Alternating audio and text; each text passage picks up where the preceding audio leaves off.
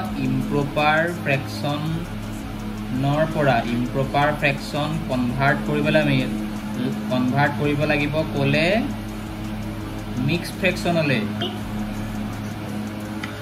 ako vice versa mane ako ulta to mixed fraction or pora ako improper fraction ole convert kori dibo laibo bujilo kali je etu je 5.4 je 3 to je part je amar school copy diye kuli likhi thwa yes kali par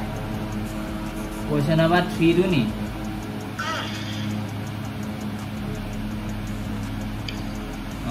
মানে yes বুলি কৰাইছে হয়নে